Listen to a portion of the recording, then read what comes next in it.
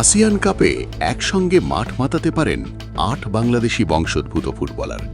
আর এই সম্ভাবনা বাস্তবে রূপ নিলে বাংলাদেশের ফুটবল পেতে পারে এক নতুন শক্তির পরিচয়।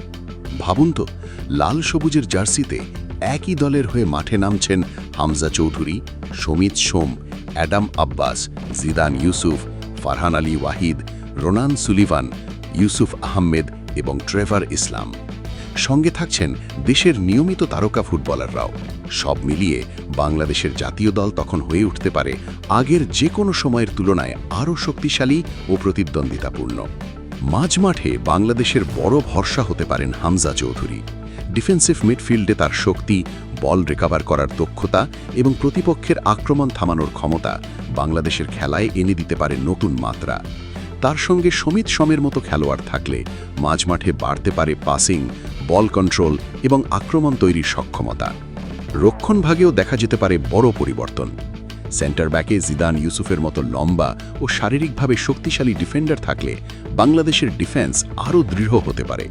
বিশেষ করে আকাশপথের বল, সেট পিস এবং শারীরিক লড়াইয়ে তার উপস্থিতি গুরুত্বপূর্ণ হয়ে উঠতে পারে। আক্রমণ ভাগেও রয়েছে দারুণ সম্ভাবনা।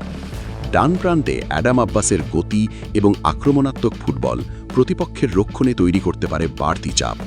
অন্যদিকে বাম প্রান্তে ফারহান আলী ওয়াহিদ থাকলে দুই উইং থেকেই বাংলাদেশ পেতে পারে গতি, সৃজনশীলতা এবং গোলের সুযোগ তৈরির ক্ষমতা। এর সঙ্গে রোনান সুলিভান, ইউসুফ আহমেদ ও ট্রেভার ইসলামের মতো ফুটবলাররা দলের বেঞ্চটিও করে তুলতে পারেন শক্তিশালী। অর্থাৎ শুধু প্রথম একাদশ নয়, বিকল্প খেলোয়াড়দের দিক থেকেও বাংলাদেশ পেতে পারে বাড়তি শক্তি। একদিকে মাঝমাঠে হামজা ও সমিতের শক্তি, পেছনে জিদানের নেতৃত্বে দৃঢ় রক্ষণ এবং দুই প্রান্তে অ্যাডাম ও ফারহানের গতিময় আক্রমণ, সব মিলিয়ে লাল সবুজের দল পেতে পারে সম্পূর্ণ ভিন্ন এক চেহারা। তবে শুধু কাগজে কলমে ভালো খেলোয়াড় থাকলেই কোনো দল এশিয়ার অন্যতম শক্তিশালী দল হয়ে উঠতে পারে না। এর জন্য দরকার সঠিক কোচিং, দীর্ঘমেয়াদী পরিকল্পনা, নিয়মিত অনুশীলন, একসঙ্গে খেলার অভিজ্ঞতা এবং আন্তর্জাতিক পর্যায়ে ধারাবাহিক পারফরম্যান্স।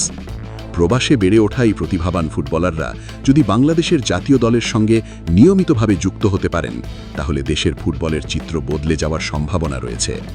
শক্তি, গতি, টেকনিক এবং আন্তর্জাতিক অভিজ্ঞতার সমন্বয়ে গড়ে উঠতে পারে বাংলাদেশের একটি নতুন প্রজন্ম।